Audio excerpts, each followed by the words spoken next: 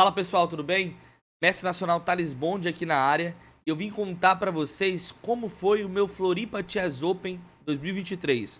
Super torneio realizado na cidade de Florianópolis, que contava aí com vários dos melhores enxadristas da América Latina. Inclusive, estava pontuando pro circuito dos candidatos, né? Dos candidatos lá do torneio de Floripa.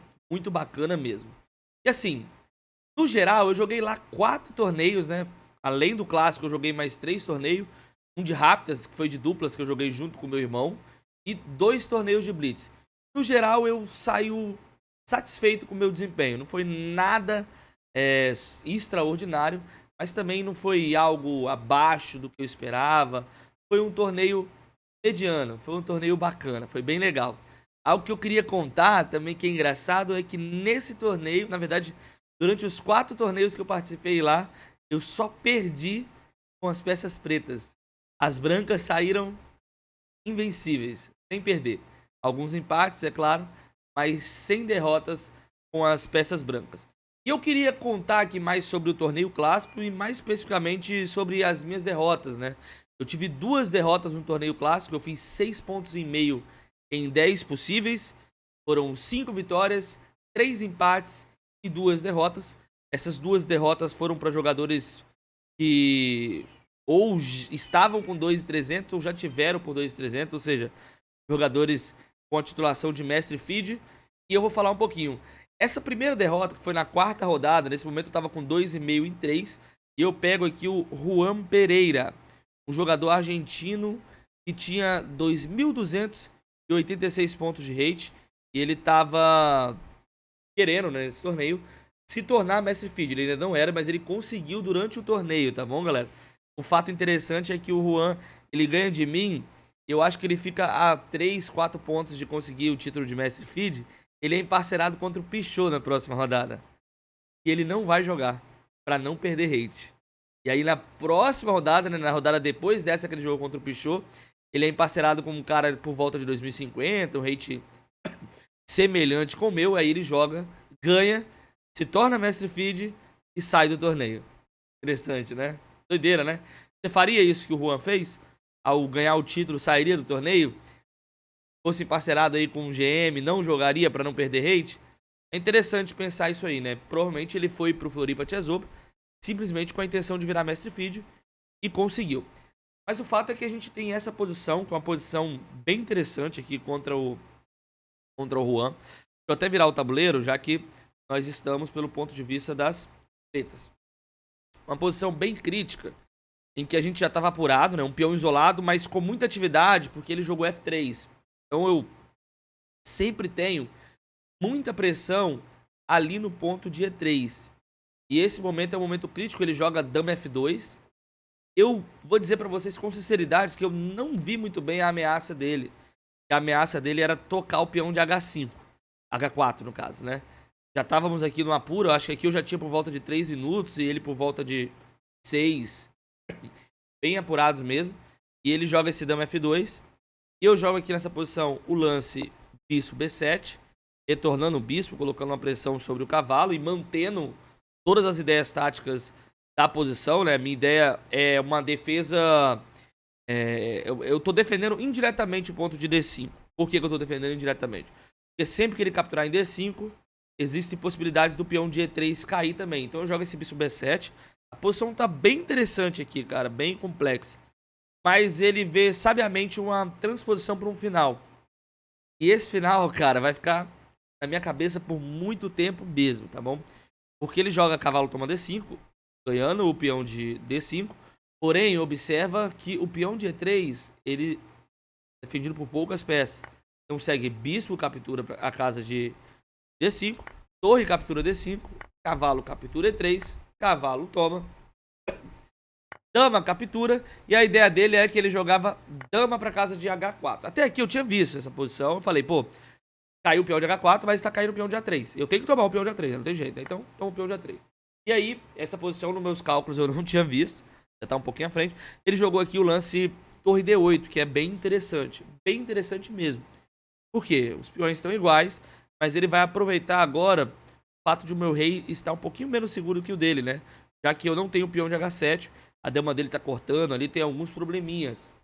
Eu sou obrigado a fazer o lance voltar à torre, né? O lance torre C8.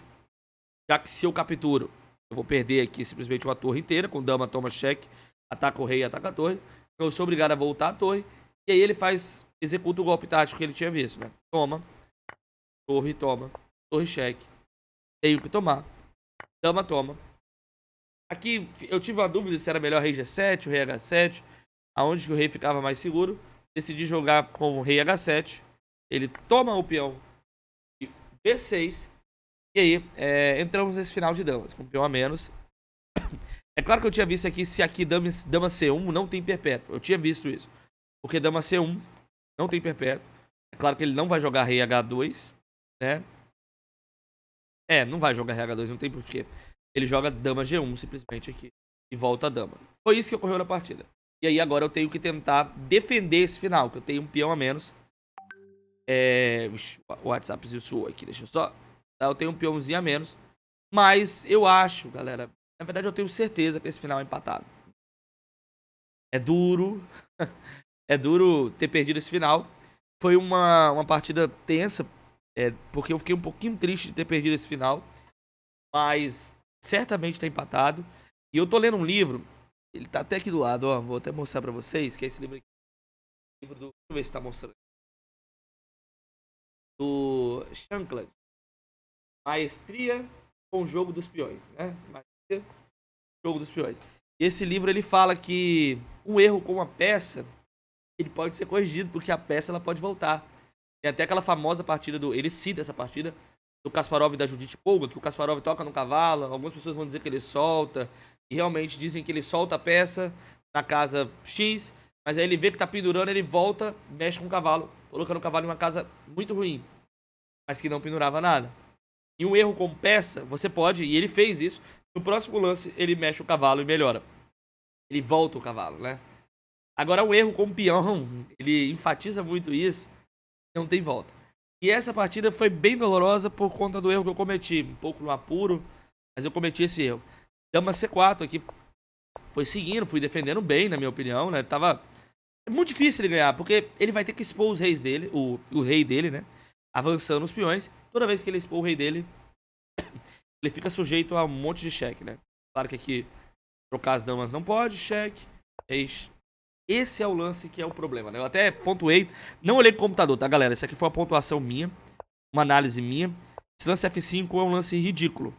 A minha ideia era colocar o rei dele em uma rede de perpétuo, aí, né? Tentar deixar o rei dele mais preso. Mas ele enfraquece a última fileira, né? Porque o peão aqui em F7 tem uma vantagem que ele não consegue invadir por essa fileira. Agora com o peão em F5, ele consegue invadir pela última. Teve momentos aqui que a posição era empate ainda. Mas aqui eu tô pior já. Aí ele vai... A posição vai entrar num terreno duvidoso, né? Ele vai manobrando a dama, né? Corta o meu rei já. Meu rei fica muito mais exposto. Vai avançando, aí eu volto com o cheque, ele volta. Eu volto com o cheque, ele volta. E aí a posição ela fica meio tensa. Dama D4, deixa a minha dama aí. Em algum momento eu vou errar de uma escolha melhor pro rei. Eu acabo escolhendo subir o rei pra casa de G7 mesmo, no momento crítico. Vai passando, né? Ele vai... A ideia mais é essa. O peão em F5 ele também é um problema, porque ele consegue jogar H4. O peão de F5 vai estar caindo, né? Então, ó. Dama E5. Rei pra casa de G8. Dama aqui. Rei aqui. Dama cheque. Volta. Aí aqui eu já tô perdido, provavelmente, né? Aqui eu já devo estar perdido. Acho que aqui, ó. Eu tive uma chance aqui, ó. Que aqui, ó, né? Talvez aqui rei F7 tenha que ser jogado. Tem que ser rei F7, eu acho, né? Se eu não me engano. Pra não deixar ele chegar tão perto assim. E ter problemas do cheque, né? Da dama dele entrando em G5. Mas eu sei que esse final já tá muito duro por conta do lance F5. A chance de perder já era muito grande. Aqui já tá com problemas, né? Porque ele vai invadir. Ele vai entrar. Vai tomar tudo, né? Então... É uma escolha. Ele tá ameaçando dama H6. Não tem como evitar. Dama H6, depois dama G6, depois dama F5. E aí eu tenho que tomar o peão e jogar esse final aqui que... Eu confesso pra vocês que eu ainda teve chance de empatar, tá, cara, esse final. Se ele errasse. Se ele errasse. Teve vários momentos que eu vi assim, que se ele faz um lance errado, era um perpétuo, entendeu? Vários momentos. Por exemplo, aqui eu lembro. Se ele avança o peão, tinha uma boa chance de perpétuo. Acho que era aqui, não sei. Se ele avança o peão pra F4, ele tinha uma boa chance de perpétuo. Mas é claro que o cara força que ele tinha, né? Ia errar. Aí ele desandou a partir daí. Foi muito difícil. Então essa foi a minha derrota pro Juan Pereira 2286. Se tornou MF aí no torneio. E a segunda derrota que eu queria mostrar, né? Que foram as duas derrotas. Como eu disse, eu queria enfatizar mais as derrotas aqui nesse vídeo. Foi uma derrota contra o Marcos Vinícius Torsani. Grande Torsani, né? Mestre feed aí brasileiro, muito querido, um cara muito gente boa. Ele foi muito gentil na conversa comigo, foi muito legal o bate-papo com ele depois. Mas ele me pegou numa preparaçãozinha aqui, deu um sustinho. O Torsani jogava muito essas... Joga muito esse tipo de formação de catalã, né? Tanto que eu nem preparei muito pra ele, porque eu falei assim, vai ser uma catalã mesmo, então... Eu vou jogar um sistema fechado e vamos ver o que vai dar, né? E aí aquele... Rock, né? Ele joga C4. Estamos exatamente no catalã. Peão Tama é muito jogado, é uma variante aberta aí. Mas eu tava jogando com C6 nesse dia. Falei, vou jogar com C6, gostei e tal. E aí ele joga aqui, tem várias linhas, né? Cavalo de B2, Dama C2, C3 também deve ser uma linha. O Sup, inclusive, jogou, acho que foi A5 aqui, né? Foi A5 depois de C6. Ele tem uma partida que ele ficou ganho, né? Contra o... não lembro o nome do cara, um francês, né? Ele acabou não ganhando. Cavalo C3. Então ele joga essa linha com cavalo C3 mesmo. E que eu fiquei na dúvida se era B6 ou se era B6 ou se era cavalo de BD7. E eu lembrava, cara, que era cavalo de BD7 o lance. Aí que tá o problema, né? Eu lembrava que o lance era cavalo de BD7. Falando no rate do Torsani, ele tem 2238, tá? Mas como ele é mestre feed, ele já teve mais de 2300. Então eu lembrava que o lance era cavalo de BD7. Mas aí eu comecei a ver B6, B7 e falei, não, B6, B7 não faz mais sentido. Porque se eu jogo B6, eu mantenho uma ideia de jogar o cavalo pra A6 muitas vezes. E é muito normal nessas catalãs você levar o cavalo pra A6. B6, B7, em algum momento ele tenta jogar E4, E5, o cavalo estando em A6 é melhor, porque o cavalo de F consegue voltar ele pra D7. E aí eu pensei nisso e joguei B6. E aí que tá. A questão é que depois de cavalo E5, a posição fica meio chata. Das pretas já fica meio chata. B6 não é o melhor lance. Isso, B7 segue. E fica meio chata por conta desse lance, que é o E4. E prepara um truque. Eu tomo o truque, tá? Eu vou tomar o truque. Depois da partida eu até converso com ele, né? E falo bem assim, não, esse truque você viu em algum livro da Catalã e tal? Ele falou, sim, vi um livro da Catalã. Ele disse até que o livro falava que vários GMs caíam nesse truque. Mas eu confesso pra vocês que na hora da partida, quando eu tomei o truque, assim, no lance 10, eu fiquei muito bravo, desanimado, entendeu? Muito complicado. Eu joguei cavalo de BD7. Se você quiser parar e pensar um pouquinho aí, o que você jogaria de brancas, eu vou até virar pra você pensar um pouquinho, ó. Pensar em no que você jogaria de branca nessa posição. Pensa um pouco e me responde aí, tá bom? Pausa o vídeo. Pensou? O problema aqui é um problema tático. Ele tem o bonito, muito bonito, elegante. Cavalo captura C6. Ganhando um peão, né? Então eu tenho que capturar o cavalo dele, não posso deixar. E aí aqui que tá o problema. Ele joga peão captura D5. Thales, mas ele perdeu uma peça. Aí eu jogo, por exemplo, igual o lance eu fiz. Dá pra tomar de peão também, mas eu avaliei as duas estruturas e preferi jogar isso B7. O problema é que aqui ele tem o lance que vence, né? Vence não, que fica com vantagem. Que é o avanço do peão pra casa de D6. Tomei esse golpezinho. Que ele ataca o bispo e ameaça tomar o bispo com cheque, né? Então, com o cheque da dama, com o cheque da dama, né? O intermediário. Então tem que tomar o bispo ali. Senão ele vai tomar atacando minha torre. E aí ele joga o intermediário, peão toma. Dama toma. Rei toma. E eu tenho um peão a menos em... Quantos lances? Acho que tem 10 lances. Tem 14 lances aqui. Lance 14. Eu tenho um peão a menos. Mas o golpe eu tomei no lance 10, provavelmente, né? Então, bem complicada essa posição. Aqui ainda tempo rolando, mas aí que tá. Essa partida teve muita reviravolta, essa daqui. Então, foi assim, muita luta, porque eu achei que ele jogou um pouco desatento. Ele adquiriu essa vantagem, jogou de uma forma desatento. E a partida ainda teve muitos problemas. Inclusive a posição final, uma posição bem complexa de avaliar. E eu penduro, no apuro de tempo, eu penduro uma torre ali. Mas é bem complexa a posição. Bom, vou mostrar uma partida bem legal também. Essa eu ganhei, tá, galera? Posição legal, que é essa daqui. Pretas eu tava. Tomei um ataque sinistro aqui no ataque para Nova Botvinnik.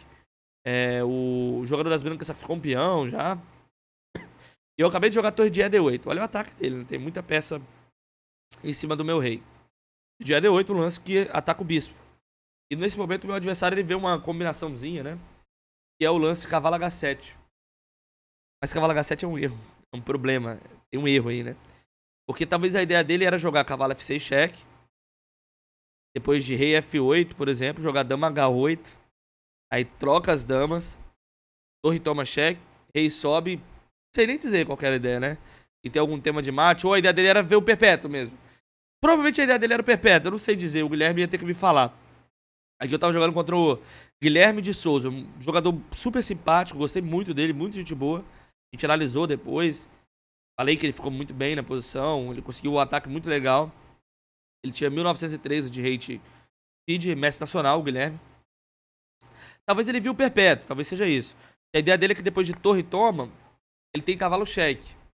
E aí eu tenho que jogar rei F8, né? Entre aspas. Quem já viu o tema vai ver aí. Rei F8. E ele joga cavalo pra casa de H7 cheque. E a questão é que se rei E8, que foi o que eu joguei, ele vai dar cheque de novo. E aí o seu rei vai ter que voltar pra F8, né? Aí que tá. Eu acabei de ganhar um bispo, né? Com torre toma D3. Então eu tenho um bispo a mais. E eu posso jogar aqui dama toma F6, sacrificando a dama. Porque depois de dama toma, tá caindo a torre. E com ameaças sinistras ainda de mate. Então uma combinaçãozinha, né? Tomando um ataque, eu dei uma combinação no cara, né? O cara tentou me... Acontece muito isso, né? O cara vem tentar atacar e acaba tomando um tema tático. E a posição agora tá ganha. Principalmente ganho. Ele tem torre e 2 peças pela dama e um peão a mais ainda. Mas a questão é mais o ataque, né? Ele joga aqui F3, defendendo o mate, único lance.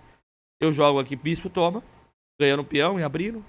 Ele dama pra casa de F4. Depois de bispo B7 ele tenta invadir com a dama, mas esse lance é perdedor.